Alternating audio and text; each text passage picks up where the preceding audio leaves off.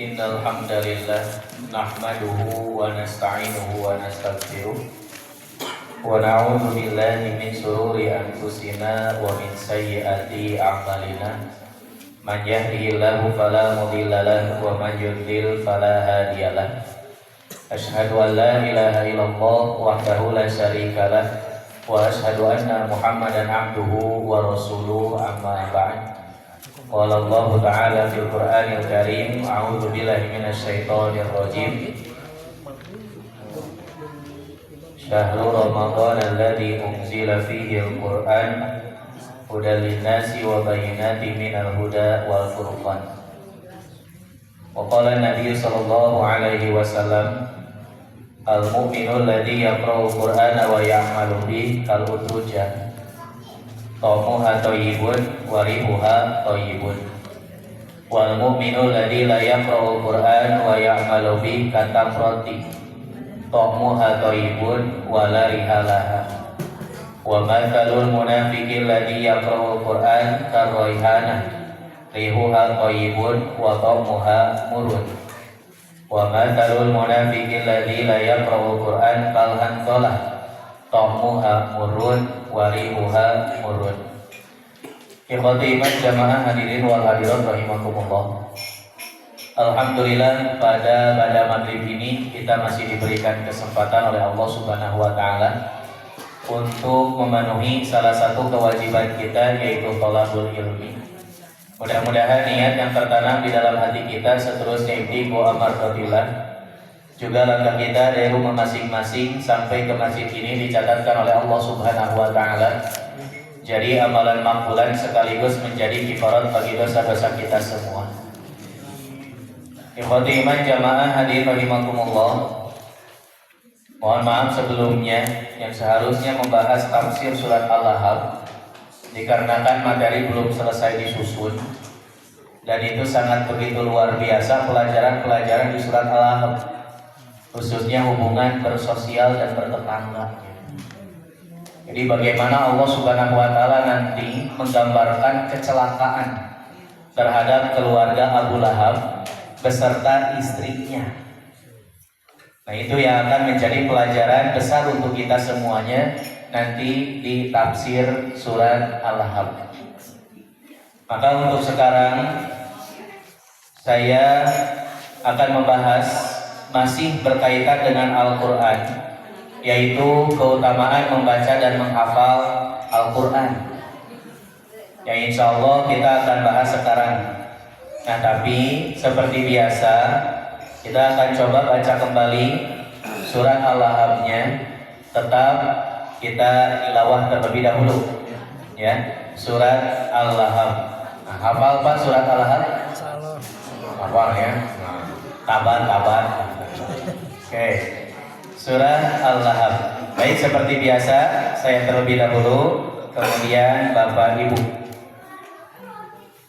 A'udzu billahi minasy syaithanir rajim. Mangga. A'udzu billahi minasy syaithanir rajim.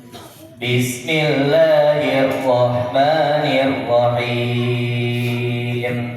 Bismillahirrahmanirrahim. Tabbat yada abi lahabin wa tabb. Tabbat yada abi lahabin wa tabb.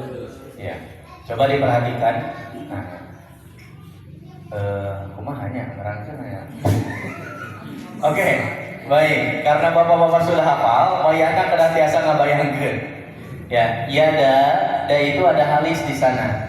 Yada, sehingga dibaca panjang 5 harokat.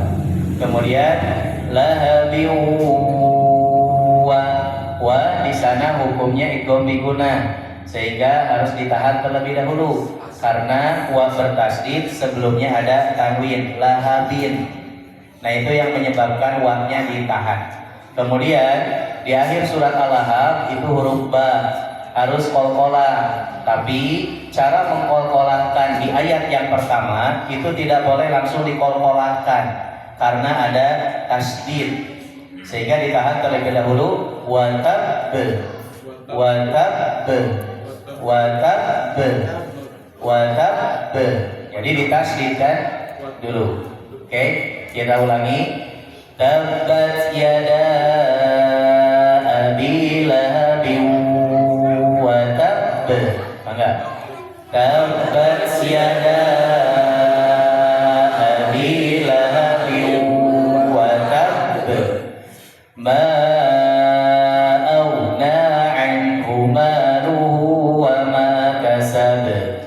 Ma aghna anhu maluhu wa ma kasab. Nah, kalau ayat kedua qalqalahnya tidak perlu ditahan karena tidak ada tasdid. Jadi langsung kasab. Nah, kita ulangi ayat kedua. Ma aghna anhu maluhu wa ma kasab. Ma aghna anhu maluhu wa ma kasab. Sayasla naran dhata lahab. Sayasla naran dhata lahab. Wa imra'atuhu hammalatal hatab. Wa imra'atuhu hammalatal hatab. Ulangi. Wa imra'atuhu hammalatal hatab. Wa imra'atuhu hammalatal hatab. Fi jidha hablum min masad. Fi jidha hablum min masad. Oke, Masya Allah, barakallahu fiikum. Ya, surah Al-Lahab. Ya. Nah, baik, kita masuk ke makalah keutamaan membaca dan menghafal Al-Quran. Sering kita dengar ungkapan di antara kita mengatakan Allah adalah Tuhanku, Muhammad adalah nabiku atau rasulku, Al-Quran adalah pedoman hidupku. Nah, kita sering mengatakan hal itu atau kita sering mendengar bahwa Al-Quran diakui oleh kita sebagai pedoman hidup. Dari mana kita bisa mendapatkan bahwa Al-Quran sebagai pedoman hidup? Ayatnya sering disampaikan ketika di bulan Ramadan, bahwa Allah Subhanahu wa Ta'ala menurunkan Al-Quran di bulan Ramadan, tujuannya hudal linnasi wa bayyinatin minal huda wal furqan, sebagai petunjuk bagi manusia dan penjelas bagi petunjuk itu, kemudian juga sebagai Al-Furqan, yaitu pembeda antara hak dan yang batil.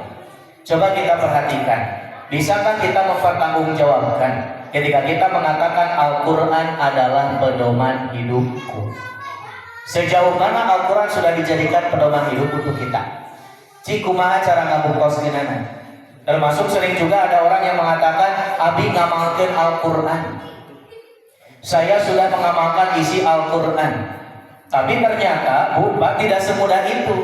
Ketika kita menyebutkan Al-Quran adalah pedoman hidupku, atau kita mengaku aku mengamalkan Al-Quran, atau diri kita mengatakan aku adalah Quran Sunnah. Nah, kan begitu. Aku adalah Quran Sunnah. Ketika kita sudah mengatakan seperti itu, mana buktinya? Ketika memang Al-Quran itu betul-betul dijadikan sebagai pedoman hidup. Ternyata tidak mudah untuk menjadikan Al-Quran sebagai pedoman hidup, karena Allah Subhanahu wa Ta'ala menjelaskan ada syarat agar Al-Quran itu bisa menjadi pedoman hidup. Apa syaratnya? Yaitu harus dibaca, baru Al-Quran bisa menjadi pedoman hidup. Tapi kalau Al-Quran hanya disimpan saja, menjadi hiasan dinding dan pelengkap buku lemari yang ada di rumah kita, Al-Quran tidak akan jadi apa-apa. Jadi kalau misalkan ada orang yang seperti ini, aku mengamalkan Al-Quran, ketika ditanya, macam itu Quranan, itu bohong begitu. Karena tidak mungkin Orang mengakui dirinya sebagai Al-Quran itu menjadi pedoman hidup, tapi ketika ditanya, ari Al-Quran sok diaos tara. Jadi gitu, kita jatuh pedoman hidup moal. Kumaha carana Al-Quran anu teu diaos biasa jatuh pedoman hidup dan moal mungkin atuh. Maka Allah Subhanahu wa taala menegaskan di dalam surat Fatir ayat 29, Pak. Coba kita lihat. Syarat Al-Quran bisa menjadi pedoman hidup itu ketika Al-Quran dibaca, dipelajari, kemudian diamalkan. Itu syaratnya.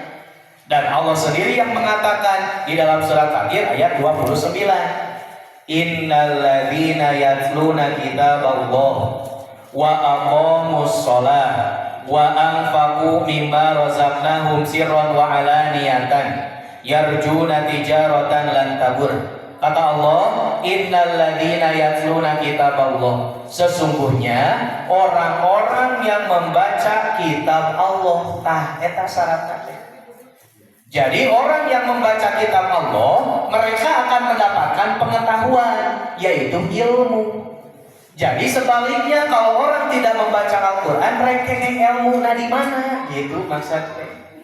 Sekarang diaku Al-Quran sebagai pedoman hidup, tapi Al-Quran dan saukur jadi hiasan dinding hungkul, muhajatan pedoman hidup. Sekarang kita mengaku Al-Quran diamalkan oleh saya, tapi Al-Quran tidak pernah dibuka, kumaha cara ngamalkeunana gitu. Karena Al-Quran bisa diamalkan kata Allah ketika dibaca, dikaji, ditelaah, kemudian diamalkan, barulah kita bisa percaya bahwa dirinya mengamalkan Al-Quran. Geun ieu mah terkadang nyebut batur, urang we ieu mah urang gitu. Ketika kita selama ini terlalu pede mengatakan saya Quran Sunnah, saya mengamalkan Al-Quran dan Al-Quran menjadi pedoman hidupku, sok diaos tara. Nah, kan itunya, ieu teh janten teguran dan motivasi dari Rasulullah SAW. Ketika Al-Quran hanya jadi hiasan dinding, moal biasa. Buktinya kata Allah, ketika orang membaca Al-Quran, dia akan mendapatkan ilmu. Apa ilmunya? Wa aqamus shalah. Oh, ternyata di dalam Al-Quran itu ada perintah untuk melaksanakan sholat. Termasuk sekarang kita melaksanakan sholat 5 waktu. Bisa jadi orang teh teu apal kayak di mana di sholat 5 waktu teh, Pak. Kan begitu.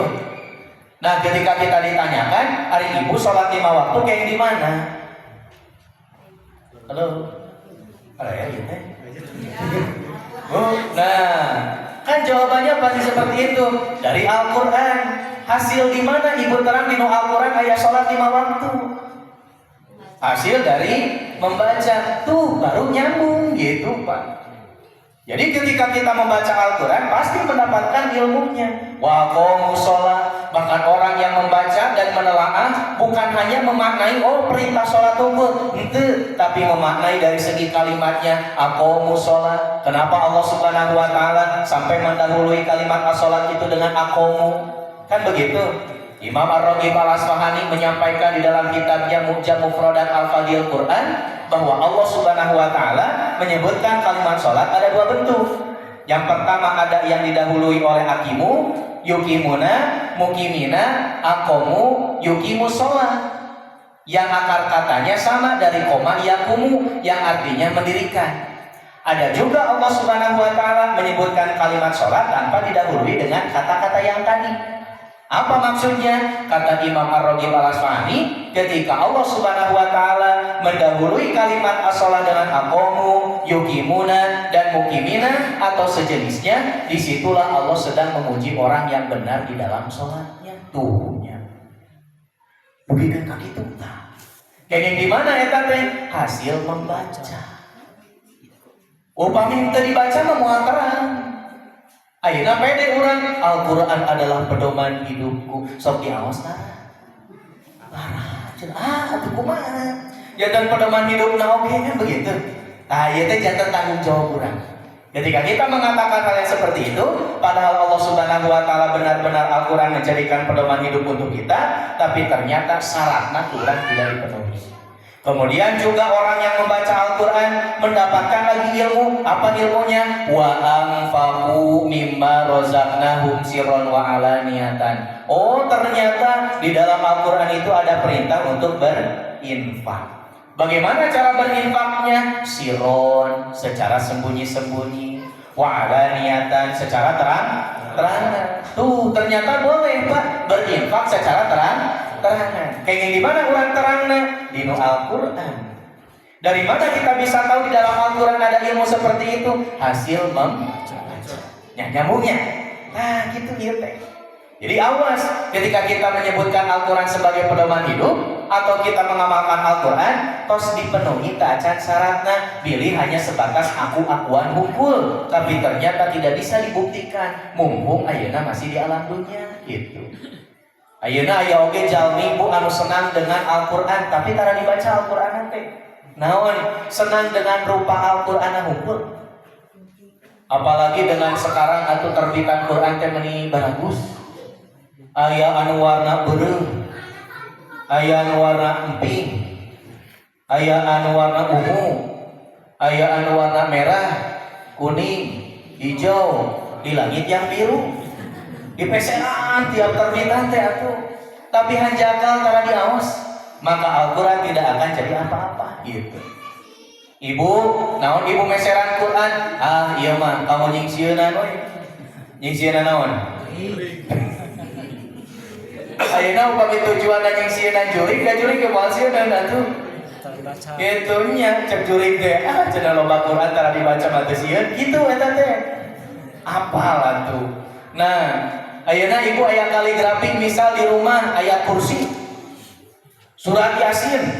Kaligrafina teh kanggo naon? Hiasan. Untuk hiasan. Ari jin sieun moal ditempel na lawang panto atuh gitu aya kursi. Padahal aya kursi teh kanggo ngusir jin. Ditempel hungkul tapi dibaca henteu ceuk jin teh apal urang aya kursi mah gitu. Majarkeun terang ari aya kursi di wartosan kanggo ngusir setan ku saha? Ku jin eta teh Bu. Terang. Jin itu teh yang terjadi kepada Abu Hurairah. Jadi Abu Hurairah nangkap bangsat di masjid dan terjadi 3 kali. Pasti lu kalinya Abu Hurairah teh ditangkap atuh. Dibobodo Abu Hurairah teh gitu kan. Terus dibobodo gitu kan. Dipasihan we jampe gitu cek jin teh. Upami dilepaskeun bade dipasihan jampe kanggo ngusir jin. Naon cenah aya kursi we baca gitu. Maka Abu Hurairah ngalepaskeun eta jalmi. Dilaporkeun ka Rasul, Rasul, memang betul. Aya kursi kanggo ngusir jin. Terangkeun teh Abu Hurairah eta saha? Teu terangkeun. Rasul saha? Jin. Itu nya tetap hari penentuan nama sanes di Cina apa eta teh penentuan nama dari Rasul gitu. Nah, jadi ayat kursi itu bisa bermanfaat dan bisa berfungsi ketika dibaca. Hari ditempel hukum mah moal. Ditempel hukum mah moal janten naon. Maka dari itu, ketika kita mengatakan pedoman hidupku dan Al-Qur'an diamalkan olehku, mana buktinya gitu. Terus dibuktikan teu acan. Upami hanya disimpan saja, itu tidak akan jadi apa-apa. Gitu.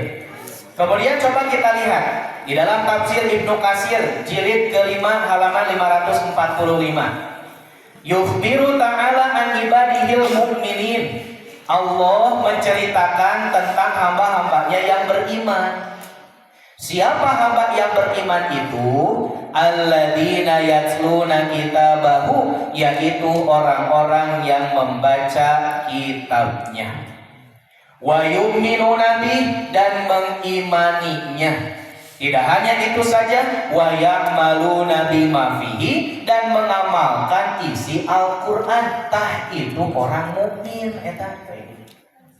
Jadi kategori orang mukmin itu adalah yang membaca Al-Qur'an, mengimani Al-Qur'an, dan mengamalkan isi Al-Qur'an. Itulah orang mukmin.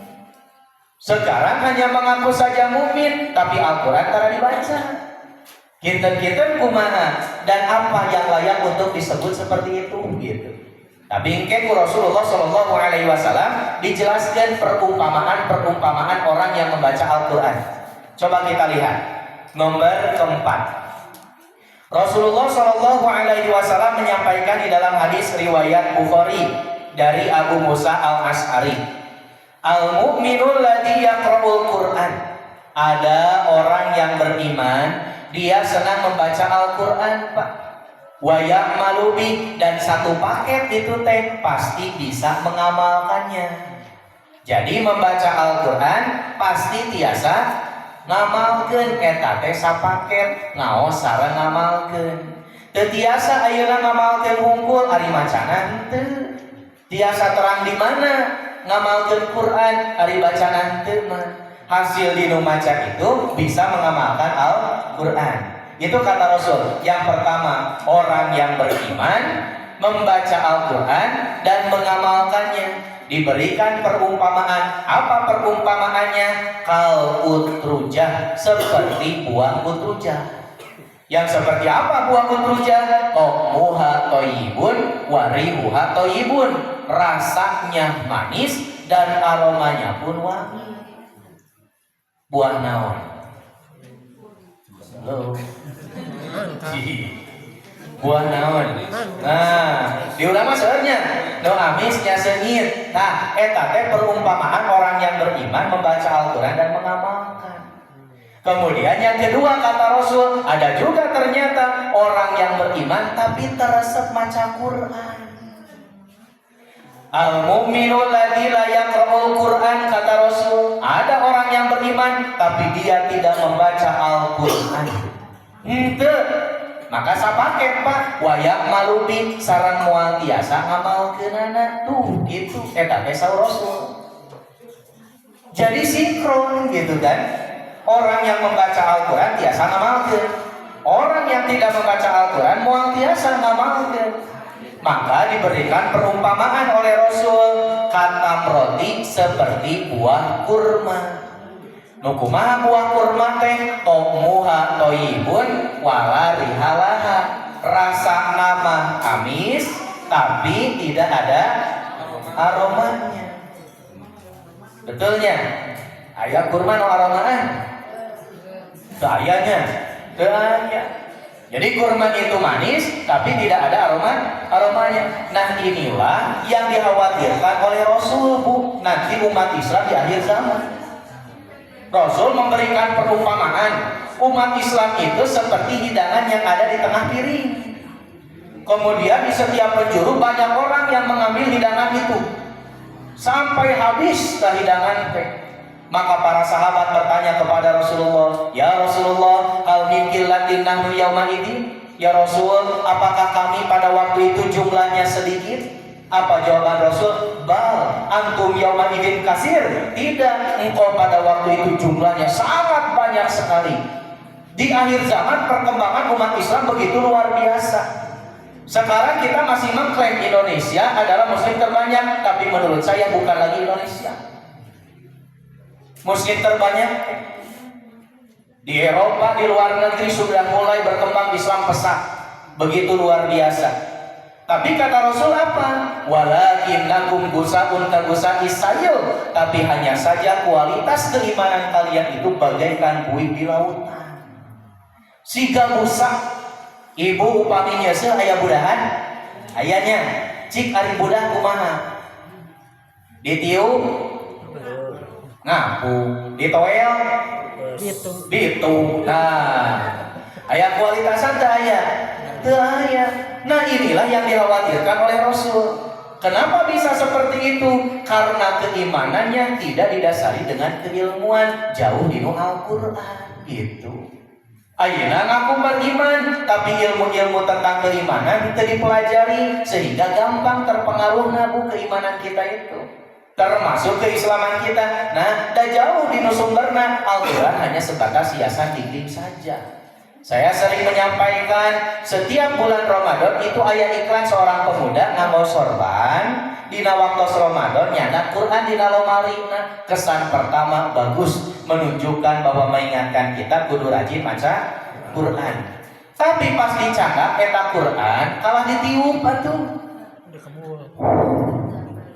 Naon? Kebul. Berarti nunjukkeun tarap dibaca Qur'ana. Nah, atuh jadi goreng kaduana gitu kan. Anu kawinna bagus kalah janten butut. Tah eta teh pilih ka urang oge. Semangat bulan Ramadan awal hungkul we gitu kan. Di hari pertama kadituna kade we cenah gitu kan. Ewe tahun hareup deui lah gitu. Lumayan we 3 poe ge gitu.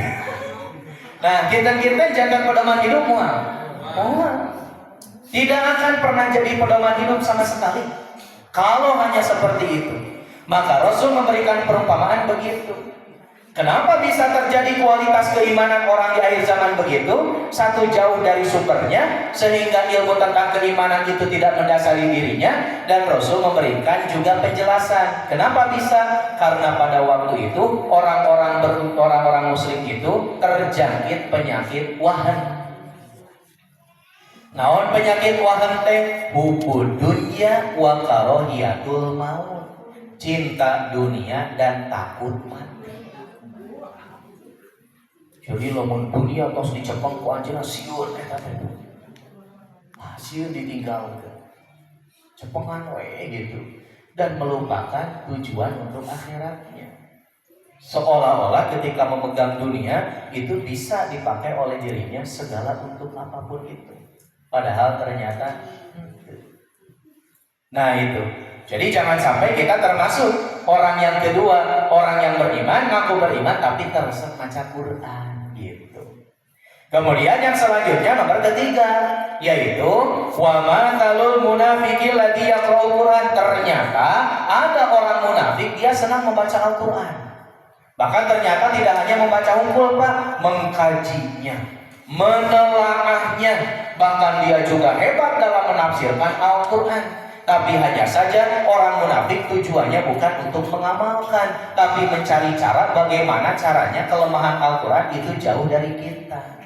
Makanya kalau misalkan kita ternyata jarang baca Quran, berarti sukses eta teh misi orang munafik ngajauhkeun diri urang tinu Al-Quran. Sering saya sampaikan juga, ini dari guru juga gitu, bahwa di zaman penjajahan Belanda, Indonesia itu susah ditaklukkan. Padahal senjatanya hanya bambu runcing. Kemudian ada informasi menyampaikan cukup jauhkan mereka dari Al-Quran. Maka ada tokoh munafik yang terkenal pada waktu itu, namanya si Senok. Senok. Terang Senok. Senok Hogronje. Jadi Senok Hogronje itu adalah tokoh Belanda, tokoh munafik pada waktu itu. Karena ada informasi menjauhkan Al-Quran dari umat muslim, dia belajar ke Mekah. Itu selama kurang lebih 6-7 tahun. Dan dia berpura-pura masuk Islam, kemudian bisa menguasai ilmu-ilmu tentang Al-Quran. Bahkan menafsirkan Al-Quran pun bisa. Kemudian setelah dia menguasainya, lalu pulang lagi ke Indonesia teh lain jadi muslim, tapi balik deh jadi kafir. Kemudian membuat aturan. Apa aturannya? Bapak Ibu tidak boleh menerjemahkan Al-Quran kecuali sudah menguasai 11 ilmu bahasa Arab. Gitu. Hari Ibu tos gaduh ilmu bahasa Arab selagi. Sih. Dan Ibu udah gaduh Quran terjemah teu kaji eta teh ulah eta teh. Teu meunang gitu. Ceuk si Senok Hogronje. Untuk apa tujuannya? Menjauhkan kita dari Al-Quran supaya lemah, Pak. Jadi kualitas keimanan tidak ada. Dasar-dasar keilmuan tentang keimanan, keyakinan kepada Allah hilang. Karena apa? Solusi-solusi kehidupan di dalam Al-Quran tidak dipahami gitu. Termasuk dulu juga orang tua kita mengajarkan kade tong mawa Quran dina kantong, dijikeun jeung buku ulah, kan gitu eta teh. Ternyata itu misi eta teh sama. Terpengaruh orang tua kita usaha ke orang munafik, sehingga kan akhirnya naon urang teh jadi kagok atuh nyana Quran teh.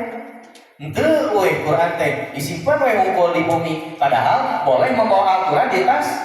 Boleh, silakan saja. Kata siapa tidak boleh? Itulah salah satu cara-cara mereka untuk menjauhkan kita dari Al-Quran. Kalau kita jauh dari Al-Quran, Al-Quran tara dibaca, sukses orang munafik berarti, dan kita sebagai korbannya. Itulah yang ketiga, orang munafik. Karena dan Rasul memberikan perumpamaan. Perumpamaannya karoihana, seperti buah roihana. Yang seperti apa buah roihana? Rihuha toyibun wa to'muha murun. Aromanya wangi tapi rasanya pahit. Buah naon? Halo. Sengit pahit ya, Bang. Sengit mau ge atuh kami taun mah gitu kan. Tapi pahit ya mah gitu. Oh, PR lah ya mah pokoknya mah. Berarti ke bulan depan terus kena ayat. Jeung contohna gondal ka dia. Duren buruk. PR. Ya. Kuring kaos di mana-mana udah acan kata penakan deh gitu jawabannya gitu. Nah, saudara atuh di jamaah ikhlas aya gitu kan. Jeung buah-buahna dibakar ka dia. Kenapa Rasul memberikan perumpamaan seperti itu? Karena begitu orang munafik itu terlihat indah, mulus, bagus, tapi ternyata dalamnya busuk, jelek gitu. Itu orang munafik. Kemudian yang keempat, wa mathalul munafiqil ladzi la yaqra'ul Qur'an. Orang munafik yang tidak senang membaca Al-Qur'an, geus mah munafik teresep baca Qur'an. Rasul memberikan perumpamaan kal handola seperti buah hanzola. Yang seperti apa buah hanzola? Tomuha murun, warihuha murun. Nya pahit, nya bau. Buah naon? Kesemek pahit. Amisnya kesemek. Gitu, buah naon? So, nya pahit, nya bau, iya mah. Mau berenung? Ya berenuknya, bau berenuk bau. Nah, ayah geningan, bari jeung ulah kan berenuk dimakan ya. Nah, sigana cocok ya. Nah, Bu, apa pelajarannya? Evaluasi untuk diri kita. Coba perhatikan. Kinten-kinten orang kayak di posisi mana gitu. So, Hormat. iya. Kira-kira kita posisi ada yang di mana gitu kan? Apakah yang pertama mukmin membaca Al-Qur'an plus ngamalkeunana? Atau yang kedua iman orang teh tapi baca Quran tara pasti moal biasa ngamalkeun. Dan terang ke si Al-Qur'an oge naon gitu, bade ngamalkeun kumaha? Atau ternyata ketiga dan keempat munafik gitu kan? Nah, kira-kira kita evaluasi diri nu mana posisi urang teh gitu. Nah, silakan eta mah mentafakuri we diri masing-masing. Kemudian yang selanjutnya, Ustaz cenah darek maca Quran, ari maca Quran teu bisa. Can lancar. Ugal ge mata kabinetnya tara maca Quran tuh kan sok aneh gitu. Teu tiasa maca Quran teu diajar. Nah, maka Rasul memberikan motivasi. Coba lihat, kanggo urang. Rasul kirang bager kumaha ka urang sadayana masihan motivasi. Motivasi dari Rasul dalam membaca dan mempelajari Al-Qur'an. 1. Iqra'ul Qur'an fa innahu ya'ti yaumal qiyamati syafi'an li ashabi. Kata Rasul, bacalah Al-Qur'an. Karena Al-Quran nanti di hari kiamat akan datang kepada yang membacanya sebagai syafaat gitu. So, ya. Kalau hanya disimpan moal jatana naon, Pak? Tidak akan jadi syafaat. Tapi ketika Al-Quran dibaca, fa innahu ya'ti dongkap ka urang teh. Bahasa urang mah atuh mulang tarima meureun Quran teh. Yeuh abdi teh nu bahasa eta diaos, dibaca. Sehingga membantu diri kita di hari kiamat sebelum kita mendapatkan syafaat dari Rasul. Kan lebih kere syafaat Rasul minimal hari kiamat tos aya heula nu ngabantos urang. Proses naon cukup panjang deui eta teh. Belum kita melalui alam kubur heula, di mana alam kubur pun begitu luar biasa. Baru juga dikuburkan langsung ditanya oleh Allah Subhanahu wa taala melalui malaikat, Bisa menjawab? Tidak. Kalau bisa menjawab, kata Allah, nam solihan sokwe bobo soleh aya nama. Ila yaumiyum asun dugikeun ka hari kebangkitan. Atau yang kedua, ketika ditanya oleh malaikat tapi menjawab la adri, aku tidak tahu. Jebret. Dugikeun ka hancur tubuhna teh dan dosa-dosanya berhamburan di alam kuburnya. Dijikeun deui ku Allah teh. Tanya lagi, la adri abdi mah teu terang. Jebret deui gitu. Sampai kapan? Ila yaumiyum asun. Sampai hari kebangkitan. Proses nate eta kan gitu. Engke hari kiamat, tah hari kiamat minimal urang pas aya bekalna.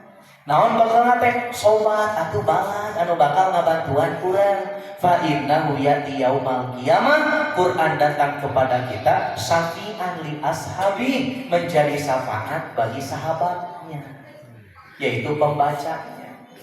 So, rugi henteu? Nya, rugi anu kamu anu teu maca Quran. Nyimpen hukum Quran teh. Dugikeun ka soekna eta Quran. Itu. Ari soek dibaca baceuna naon? Ieu mah soek teh dibaca atuh gitu kan. Nah, ari soek dibaca mah itu tidak apa-apa, menjadi saksi nanti di hadapan Allah gitu kan. Quran teh. Nah, ini motivasi dari Rasul. Makanya rugi bagi mereka yang meninggalkan Al-Quran. Kemudian yang selanjutnya, aduh da abdi teh atuh tah can tiasa maca Quran kumaha? Saur Rasul, sok belajar gitu. Belajar. Mana motivasinya? Hadis riwayat Bukhari. Kata Rasul, khairukum man ta'allama Al-Quran wa 'allamahu. Sebaik-baik kalian adalah yang belajar Al-Quran dan mengamalkannya. Tuhnya ternyata. Jadi orang yang terbaik itu bukan orang yang banyak hartanya, bukan orang yang tinggi pangkat dan jabatannya, tapi kategori orang yang terbaik kata Rasul dan Allah Subhanahu wa taala yaitu yang belajar Al-Qur'an. Iraha diajarna ayeuna ulah dugikeun ka ngantosan engke ari engke pada iraha deui kan begitu. Urang terkadang aya alasan, aduh cenah isin kan gitu nya. Geus kolot ieu umur tuh nyalakeun umur. Itu cik umur teh duka teuing atuh ingat apa? Cik bade kumaha nyalakeun umur teu aya urusanna sareng umur mah. Majarkeun teh nyalakeun umur barho cenah usah gitu kan. Mending barho daripada khobar. Ari barho mah bubar poho, ari khobar mah can bubar. Geus poho gitu. So, kira nah meni kudu alasan sagala. Saja hari belajar Quran teh lah isin, ari rencangan matos lancar, ari abdi mah masih kene uga-uga teu naon, kadana janten motivasi gitu teh. Nah inilah dari Rasul. Apa ruginya? Teu aya rugina lebar. Karena kita akan menjadi orang yang terbaik, malah yang tidak belajar Al-Quran itu yang merugikan diri sendiri. Tos mah teu tiasa maca Quran, alih diajar. Nah inilah banyak penyesalan orang-orang yang nanti di hari kiamat teh hoyong deui teh. Hari kehirup tos diemutan ku Allah Subhanahu wa taala henteu enggal-enggal tapi tos maot sampai ngajerit ka Allah taraktu fikum amran naon teh la ali amalu sholihan fi ma tarak bade ngamalkeun amal soleh anu ku abdi dikantunkeun nalika di alam dunya tapi tos maot maka teu tiasa we deui Pak kan gitu. Aduh cenah tos kolot lah. Nah kitu bahasana teh keun we kolot mah tuh dah memang konon gitu gitu atau nyalakan umur atau karunya si umur dari salah boy kan begitu. Nah Rasul begitu Pak, khairukum man ta'allama Quran. Jangan orang yang terbaik itu yang belajar Al-Quran. Iya tuh diajar Quran mah indah atuh. Naon pikasieunna diajar Quran Pak? Ayat belajar Quran pikasieunna di naon pikasieunna nah dayanya tuh ayah. Coba kira motivasi di Rasul yang lain. Anu lancar mah hiji, pahalana. Anu teu lancar mah dua. Milih nu mana? Dua. Halo. Sekali. Nu lancar mah hiji, pahalana. Nu teu lancar mah dua. Milih nu mana? Lancar. So, gimana? Benar gitu Ustaz? Asli kita mah. Saur Rasul. Coba tinggal kira nomor ke-6, nomor ke-7. Nah, hadis terakhir di handap. terjemahna di halaman anu kadua.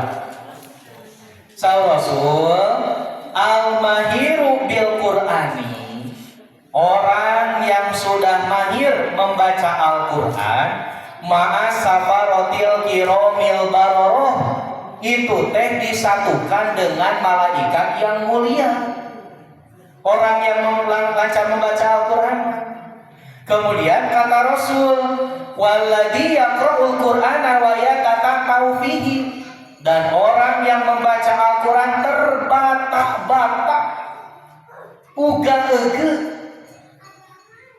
A'udzu billahi minasy syaithanir rajim. Bismillahirrahmanirrahim. Alif Lam Mim. Dzalikal kitabu la raiba fihi udalil. Aduh, pesena eta nama campuran. Kuat kapabelit gitu tah. Nah, tapi saur Rasul wa alaihi syakun. Tapi dia berusaha. Pokoknya abi mah hoyong diajar Quran hoyong biasa. Terbata-bata wa alaihi syakun, berusaha we. Gitu. Maka kata Rasul, lahu ajrun, untuk dirinya 2 pahala. Ya, so. Rugi teu anu alim diajar Quran. Rugi. Kalau kita merasa belum lancar, maka belajar. Dan Rasul sudah memberikan motivasi-motivasinya. Ayeuna diajar Quran di Al-Ikhlas.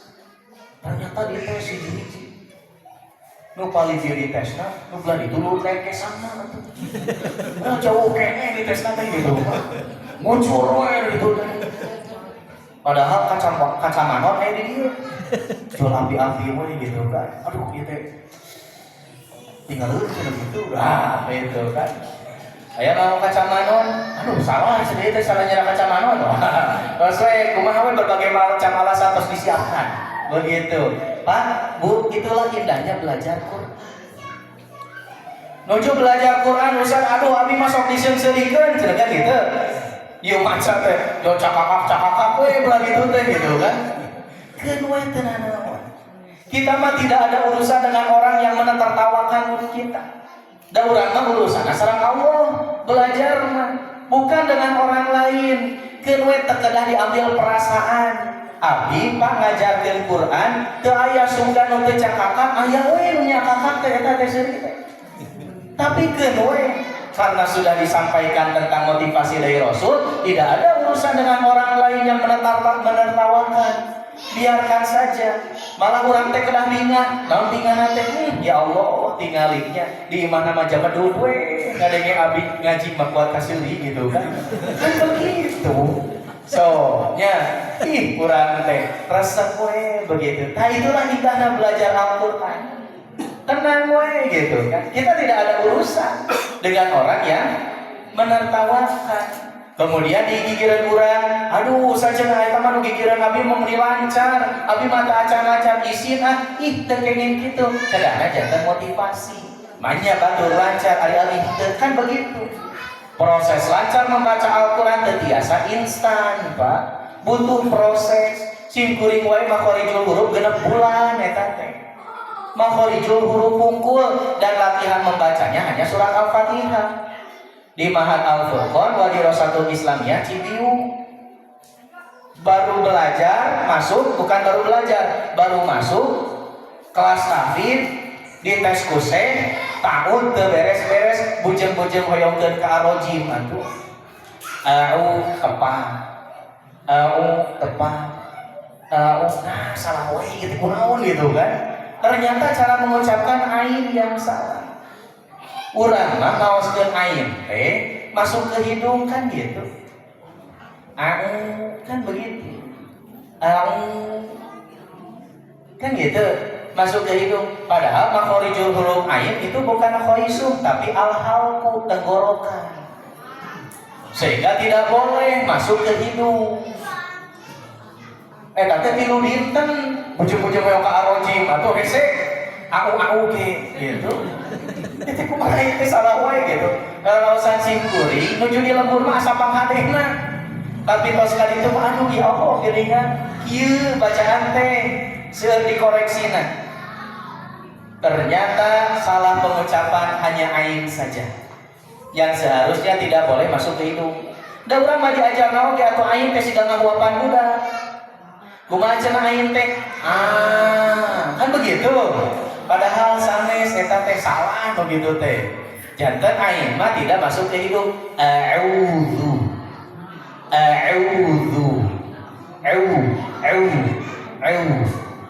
Nah, sanes a'u.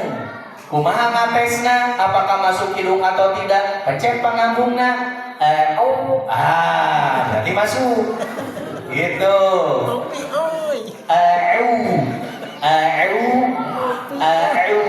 Nah, berarti sudah tidak masuk ke hidung.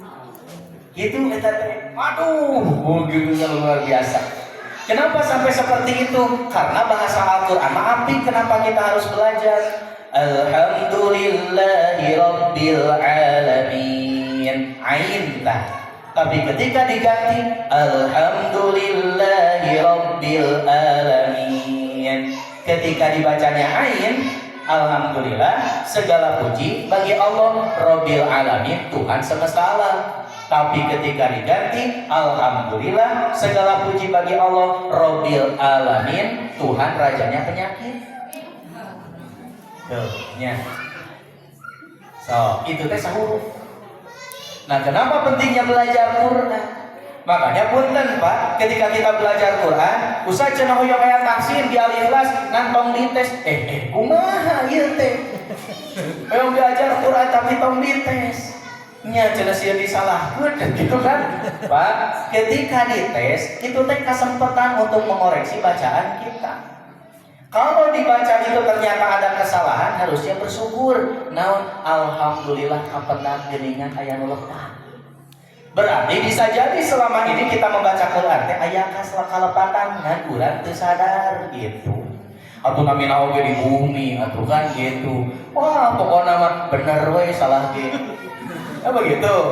Ada redet we begitu kan. Ari keur belajar Quran mah mending hese saayat teu naon itu teh. Saayat oge ketika diulang-ulang pahalanya tetap tidak akan berkurang.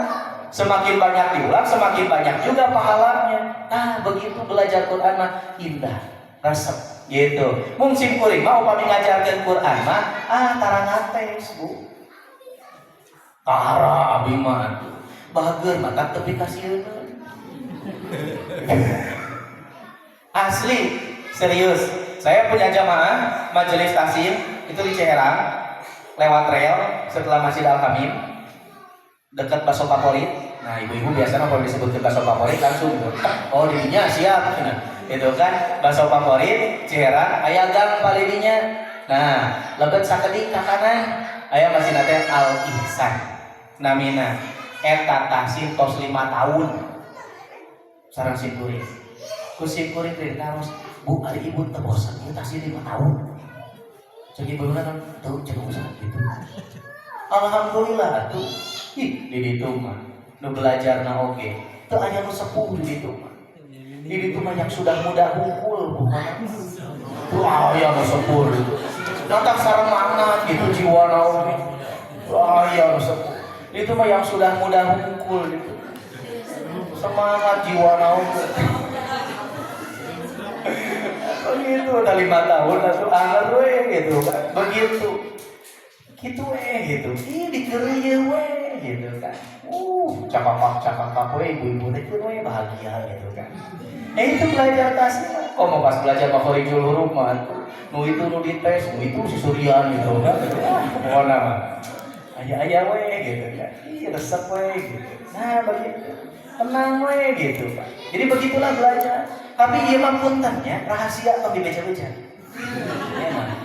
Rahasia, Bu, anu semangat belajar tasih teh ibu hungkul. Serius ieu mah. Di mana-mana atau dibeja-beja rahasia. Duka bapak-bapak nama gitu kan. Jadi rata-rata abi pernah ngajarkeun tasih teh ibu hungkul mah. Ieu mah rahasia atau dibeja-beja gitu kan. Serius ieu mah. Gitu. Ibu-ibu di beberapa majelis taklim ibu-ibu gitu kan semangat gitu. Bapak-bapak nama, masya Allah kan. Begitu. Nah, ali-ali kelas mah itu ibu di situ, pasar video di situ ya mah gitu kan. Bapak-bapak di situ ali-ali kelas mah. Apa masalah? Tinggal lah. Semangat nabi gitu. Tak ya nu sepuh dia mah yang sudah muda hukum. Oh, nanti jiwa-jiwa nabi atau jiwa-jiwa jiwa-jiwa yang sudah muda gitu kan. Nah, alhamdulillah bapak namanya. Insyaallah so kira naon deui Rasul. Kan begitu indah Rasul mah atuh ngajarkeun ka urang teh ngamotivasian. Kemudian motivasi yang selanjutnya di halaman kedua itu man qara'a harfan, barang siapa yang membaca satu huruf min kitabillah dari Al-Qur'an falahu bihi hasanatun, maka bagi dirinya satu kebaikan. Wal hasanatu bi asri amsalihha, dan satu kebaikan itu dilipat gandakan jangan 10. Eta teh hiji huruf. Rasul mengatakan la aqulu alif lam mim harfun, aku tidak mengatakan alif lam mim itu satu huruf. Walakin alifun harfun, wa lamun harfun, wa mimun harfun. Alif satu huruf, lam satu huruf, mim satu huruf. Berarti alif lam mim aya sabaraha huruf? 3 huruf. Kalau dijumlahkan alif lam mim saja kita mendapatkan 30. Berarti rugi yang meninggalkan Al-Quran dalam satu hari. Aduh, rugi pisan. Coba kurang sempatkan sadinten we. Naon sakaca. Biasa sadinten sakaca. Hari sakaca teh sakumaha? Sahalaman, salembar. Sakaca. Simkuring upami ngaos sakaca itu paling 5 menit. Itu teh tartil. 5 menit. Dalam satu hari kita menjalani hidup itu 24 jam. Dicandak 5 menit biasa. Halo, ya teh. Udah mengkhawatirkan. Oh, jam 8.15 baiknya. Jam 7.15. Nah, itu. Coba sekarang kita membaca Bismillahirrahmanirrahim. Sabaraha Bismillahirrahmanirrahim. 18 huruf. Kalau kita boleh menghitung pahala, berarti 18 kali 10 180. Eta teh Bismillahirrahmanirrahim. Ibu dalam satu hari sakaca sabaraha huruf? Penasaran? Cobian ke eta. So, itu. Aduh, lebar upami urang nganturkeun sadinten teh. Lebar pisan. Maka dari Rasul sok aos Quran. Setiap waktu, setiap saat gitunya. Ulah dugikeun kurang dikantun. Karena tadi untuk membuktikan bahwa Al-Quran sebagai pedoman hidup. Waktu ditaros Al-Quran sok diaos, oh muhun atuh sok diaos. Manya teu diaos, upami teu diaos ngomongkeun pedoman hidup tuh kan pede atuh Pak. Begitu. Nah, kemudian yang selanjutnya bukan hanya membaca tugas kita tapi juga menghafal. Bu, Pak, Allah Subhanahu wa taala menyampaikan di dalam surat Al-Hijr ayat 9, "Inna nahnu nazzalna dzikra wa inna lahu lahafizun." Sesungguhnya kami menurunkan al-dzikra dan kami juga yang akan menjaganya. Jadi Al-Qur'an tos gaduh stempel di Allah Subhanahu wa taala terjaga 14 abad yang lalu diturunkan. Dugikeun ka ayeuna aya perubahanana? Ada perubahan? Tidak ada. Ada tambahan? Ada pengurangan? Teu aya, dalam harokat pun teu aya. Quran. Kenapa bisa? Karena Allah yang menjaganya. Bagaimana Allah cara menjaga? Apakah Allah langsung turun? Itu moal mungkin. Maka Allah caranya menyimpan di hati-hati orang yang dipercaya oleh Allah. Sehingga ada orang yang hafal 30 juz. Aya anu hafal 25 juz. Aya anu hafal 15 juz. Aya anu hafal 10 juz. Aya anu hafal 5 juz. Aya anu hafal 3 juz. Aya anu hafal 1 juz. Aya anu hafal 3 pulau kan gitu. Trikul eta teh. Tambahan Al-Fatihah hiji jadi 4 berarti kan gitu. Eta teh aya. Nah, jadi Allah menyimpan di hati orang-orang yang dipercaya. Sehingga ketika ada orang yang mau merubah harokat, menambahkan kata, menambahkan surat, merubah kalimat, kapendak usaha ku orang-orang yang menjaga Al-Quran. Termasuk kurang ibu bapak, upami kurang gaduh hafalan, eta teh rizki di Allah berarti. Maka dengan cara mensyukuri rizki dari Allah itu, anggo dina sholat. Ulah tiba heula zaman doe-loe dugikeun ka ayeuna eta we macan. Teu pindah-pindah da refleks atuh keur salat teh. Waladhdallin. Amin. Bismillahirrahmanirrahim. Qul huwallahu ahad, Allahu samad, lam yalid walam yulad walam yakul lahu kufuwan ahad. Itu kadinya deui we setelan eta gitu kan. Dikabungkur duikeun ka ayeuna urang tesnya. Cobi. Sabaraha hafalan Quran urang. Siap, Bu? Siap ya, kabur sekali. Kabur disusulan ka bumina ya. Hiji surat Anas. Hafal? Hafal. Surat Al-Falaq? Hafal. Surat Al-Ikhlas? Hafal. Surat Al-Lahab? Hafal. Surat An-Nasr? Idaja? Hafal. Surat Al-Kafirun? Hafal. Surat Al-Kautsar? Waduh, komo eta cenah gitu kan. Favorit eta mah. Surat Al-Maun? Ar-Ra'aita? Apa? Quraisy? Lila? Udah gitu ari ditanya surat teh gitu kan. Ulang gitu. Naon eta teh surat teh gitu. Ari disebat lila oh nya apa. Oke. Surat Al-Fil? Alam taro? Apa? Surat Al-Humazah? Wailu? Apa? Al-Asr? Waduh, komo eta cenah gitu kan. Wal Asr. At-Takasur? Al-Makumut? Apa? Al-Qari'ah? Apanya? Tah, Pak, dugikeun ka Al-Qari'ah berarti Bapak tos hafal 14 surat.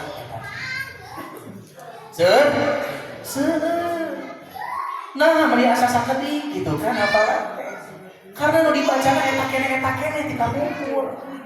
Tuh berubah 5 waktu eta deui gitu kan. Nah, cobi damel jadwal, Bu. Subuh surat naon sareng naon.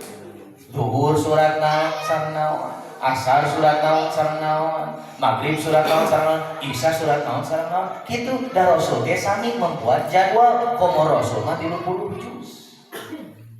14 surat. Seueur. Al-Qur'an aya sabaraha juz? 30 juz. Ada berapa surat? 114 surat. Bapak hafal 14 surat. Berarti kantun sabaraha deui? Enteng satu 100 deui. Ya, gitu. Gampil dari Osman.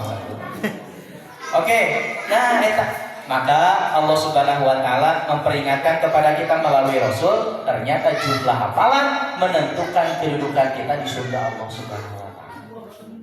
Jadi ketika kita nanti ada di hadapan pintu surga Allah, Allah teh akan menyeru baca hafalanana, wartaki sok naik, warotil dan tartila naik kurang teh. Dan membaca ayat sampai akhir yang kita hafalkan. Nah, nalika urang tos rengse, lengkah urang oge beres, berarti kedudukan surga urang teh di dinya. Sedangkan cita-cita kita ingin bersama dengan Rasul, dengan para sahabat, para sidikin, para syuhada dan orang-orang soleh. Ari Rasul hafalna sabaraha juz? 30 juz. Para sahabat hafal berapa juz? 30 juz. Sidikin, syuhada berapa juz? 30 juz. Ari urang